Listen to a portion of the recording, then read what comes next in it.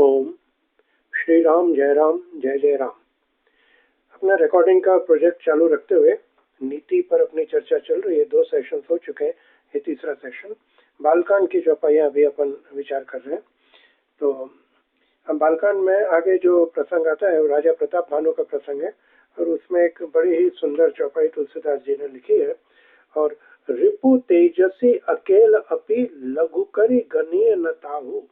इसका simple translation है कि अगर अपना शत्रु अकेला हो पर तेजस्वी हो तो भी उसे छोटा करके नहीं गिनना चाहिए। और उसका उन्हें तुलसीदास जी ने बड़ा ही सुंदर एग्जाम्पल दिया है कि वो समुद्र मंथन के प्रसंग में राहु नाम का जो राक्षस देवताओं की लाइन में बैठ गया था, और उसने भी अमृत थोड़ा सा एक आध बूंद ले लिया था, और प्रभु ने उनका सिर भी काट दिया। अकेला सिर बाकी है तो भी आज भी राहु सूर्य और चंद्र को ग्रहण कर लेता है। तो जो ग्रहण होते हैं जिनको एक्लिप्स कहा जाता है, तो राहु तो शत्रु है पर वो तेजस्वी था। इसी के 2 और चौपाइयां ये लक्ष्मण जी के प्रसंग में एक आती है अयोध्या कांड में। उसमें लिखा है कि रिपु ऋण रंचन राखब काहू। तुलसीदास जी कहते हैं कि शत्रु को, और अपन ने कुछ लोन लिया हो जैसे ऋण कहा जाता है, तो शत्रु को ऋण को थोड़ा सा भी बाकी नहीं छोड़ना चाहिए, नहीं तो वो बढ़ता ही जाता है, बढ़ता ही जाता है, और फिर आगे जाके अपने को तकलीफ देता है। और एक तीसरा भी इसी प्रसंग में एक अपन विचार कर सकते हैं, वो भी प्रताप भानु के प्रसंग में है कि योग युक्ति तप मंत्र प्रभाव फल ही तब ही जब कर ही दुराऊ। यानी आप कोई योग कर रहे हो, फिर चाहे कर्म योग हो, ज्ञान योग हो, भक्ति योग हो, या अपन कोई यज्ञ कर रहे हो, या कोई अपन युक्ति लगा रहे हो, या तपस्या कर रहे हो, या कोई मंत्र का जाप कर रहे हैं, तो उसका प्रभाव जब ही होता है जब उसको यानी कॉन्फिडेंशियली किया जाए, जाहिर में न किया जाए। आजकल ये जो बड़े बड़े प्रसंग होने लगे और बड़े तरह तरह के यज्ञ होते रहते हैं, सोम यज्ञ और ज्ञान यज्ञ और ये वो सब ठीक है एट ए समष्टि लेवल, बट एट ए व्यक्ति लेवल जब अपने को करना चाहिए तब अपने को अपना जो मंत्र होता है, मंत्र के बारे में तो कहा जाता है एक ही स्थान पर बैठ के अपने शुद्ध पवित्र वातावरण में नहा धो के अपने इष्ट का ध्यान करते हुए इष्ट की मूर्ति के सामने बैठ के जब आप गुरु द्वारा प्रदत्त मंत्र का जाप करते हैं तो उसका अनेक घनों फल होता है। और हमने कहीं पढ़ा है कि ऐसे ही तीर्थ स्थानों में मंत्र का जाप किया जाए, ऐसे ही गंगा किनारे किया जाए, बद्रीनाथ केदारनाथ में किया जाए, तो एक ही मंत्र का जब 100 गुना, 1000 गुना, लाख गुना ज्यादा बढ़ जाता है। तो ये सब प्रसंग है, नीति है। नीति में आज के कॉनोटेशन में अपन ऐसा समझ सकते हैं कि ये जो मॉडर्न जनरेशन है, तो तुलसीदास जी ने उनको नीति प्रमाण से इस प्रकार सिखा रहे हैं कि भाई अगर आपके कोई शत्रु हो तो बने जहाँ तक तो आप शत्रुता कैंसिल कर सकते हो तो ऐसा करो, और नहीं कर सकते हो तो उसको छोड़ना नहीं चाहिए, उसको उसको तो छोटा करके नहीं मानना चाहिए। और अगर आपने लोन लिया हो, पूरी सिचुएशन बदल गई है। हम लोग जब छोटे थे तो हमारे बाबूजी अम्मा जी हमको सिखाते थे कि जितनी चादर हो उतना ही पाँव फैलाना चाहिए। और आज का पूरा सिचुएशन ही ऐसा चेंज हो गया कि गवर्नमेंट अपने से कहती है कि भैया पहले लोन ले लो, फिर धीरे धीरे धीरे बढ़ते देते रहना। ऐसे ही तरह तरह के लोन्स आते हैं, रिक्शा वालों को लोन मिलते हैं, वो ठेले वालों को लोन मिलते हैं, और फिर वो लोग भाग जाते हैं, उनको नॉन रिकवरेबल एसेट्स हो जाते हैं। और अपन तो अभी जानते हैं कि ये तो छोटी छोटी बातें, और जो बड़े बड़े लोग होते हैं बड़े बड़े लोन ले लेके बड़े बड़े बैंकों को चीट करके यहाँ वहाँ देश में भाग जाते हैं, और फिर अपन उनको वापस लाने के लिए प्रयत्न करते रहते हैं। In short the connotation is कि रिपु को छोटा नहीं समझना चाहिए, शत्रु को। और आगे जाके यही बात अपने शूर्पणखा ने भी रावण से कही है कि इन चीजों जो शत्रु, और जब अपन उस प्रसंग में आएंगे तब उसकी चर्चा करेंगे कि ये छोटा करके नहीं समझना चाहिए, और ऋण को तो बाकी नहीं रहने देना चाहिए। तो ये 2 और नीति की बात हुई।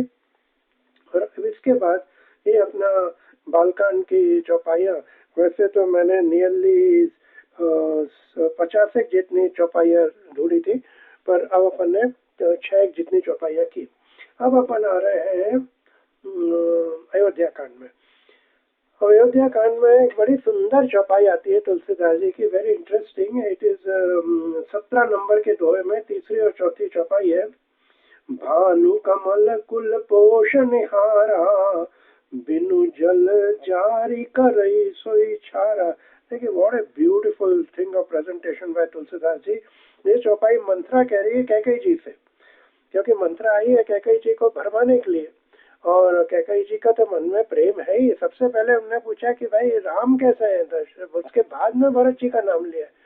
तब तक तो कैकेयी को तुलसीदास जी की इतनी कमाल है, जब पहले जब उनका करेक्टर कहते हैं तो उनको भरत माता कहते हैं, और फिर बाद में जब वो कन्विंस हो जाती है और उनकी बुद्धि बदल जाती है तब उनको कैकेयी सुता कहते हैं। यानी संत की माता जब तक रही तब तक उनपे ऐसे दुस्संग का असर नहीं हुआ। कल ही अपन ने दुस्संग और कुसंग की बात की, ये बहुत ग्लेयरिंग एग्जाम्पल ऑफ दुस्संग है। यानी रानी होते हुए, राज्य करते हुए कैकेयी में अपने कैकेयी जी ने अपने पर इतना बड़ा अपयश ले लिया। अब ये मंत्रा क्या कह रही है कि भानु कमल कुल पोषण, यार कि जो सूर्य है, सूर्य का प्रकाश, कमल सूर्य के प्रकाश में ही खिलता है, तो भानु कमल कुल पोषण यार, पर अगर जल न हो तो वही सूर्य का प्रकाश, तेज प्रकाश कमल को जला भी सकता है, यानी कमल मुरझा जाएगा। तो ये उनने मंत्रा ने ऐसा सिखाया कि जब पहले दिन अच्छे थे तब बात अलग है, अब बात अलग है। ये आज के कॉनोटेशन में किस प्रकार से समझना चाहिए कि देखिए जब तक आपका समय अच्छा रहता है ना तब तक तो सब आपका साथ देते, पर जब आपका समय बिगड़ जाता है तब कोई भी आपके साथ नहीं कैसे रहते। एक बड़ा सुंदर पिक्चर का गाना था, याद आ रहा है अचानक।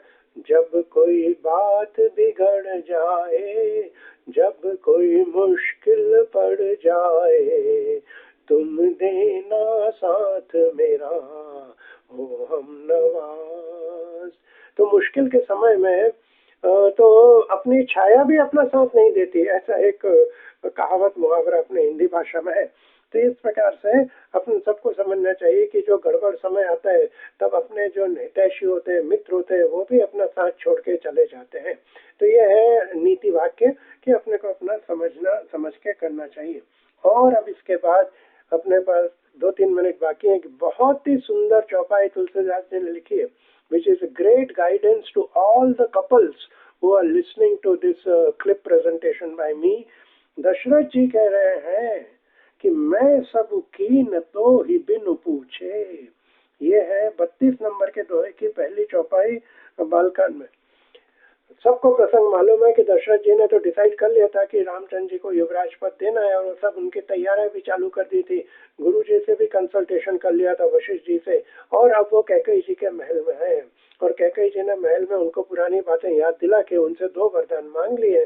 पहला वरदान मांग लिया है कि भरत जी को राज्य दिया जाए, युवराज किया जाए, और प्रभु श्री रामचंद्र जी को 14 साल के लिए वनवास भेज दिया जाए।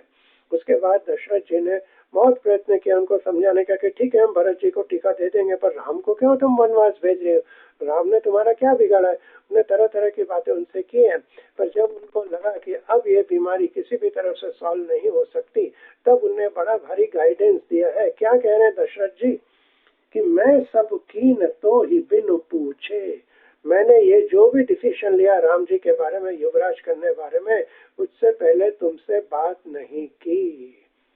अब ये लेसन आज के जमाने में हम सब कपल्स को, इंक्लूडिंग माई सेल्फ, ये समझ लेना है कि जो भी बड़े डिसीजन अपन अपने लाइफ में लेते जाते हैं वह एक दूसरे के सलाह से लेने चाहिए, एक दूसरे के मर्जी से लेने चाहिए, और फुल कोऑपरेशन उनके साथ होना चाहिए, तो ही वो सक्सेस हो सकते हैं। फिर चाहे वो लौकिक दृष्टि में हो चाहे अलौकिक दृष्टि में हो। तो दशरथ जी ने अपने को बड़ा अच्छा एग्जाम्पल दिया है कि मैं सब कीन तो ही बिन पूछे, और इसीलिए मेरा ये मनोरथ सफल नहीं हो पाया। तो ये एक बात बहुत समय में छोटी छोटी की बातों में नहीं बात कर रहा हूँ कि कौन सा पिक्चर जाना है, किस होटल में जाना है, इनकी बातें नहीं है। ये जो बड़ी बात है लौकिक में कि हम किस शहर में रहेंगे, कहाँ धंधा पानी करेंगे, नौकरी करेंगे या बिजनेस करेंगे, बच्चे इंग्लिश मीडियम में पढ़ेंगे या हिंदी मीडियम में पढ़ेंगे या गुजराती मीडियम में पढ़ेंगे, या किस तरह से अपन क्या मैनेज करेंगे, या किस किसमें अपन क्या व्यवहार करेंगे, इन सब चीजों में पति पत्नी का बनने का दोनों का सम्मिलित डिसीजन हो तो वो ही बड़ा इफेक्टिव रहता है। आई थिंक अपने अब 10 मिनट यहाँ होने वाले हैं, इसलिए अपन यहाँ इसको अब ये क्लिप को यहाँ पूर्ण करते हैं। ओम जय सिया राम, श्री कृष्णाय नमः।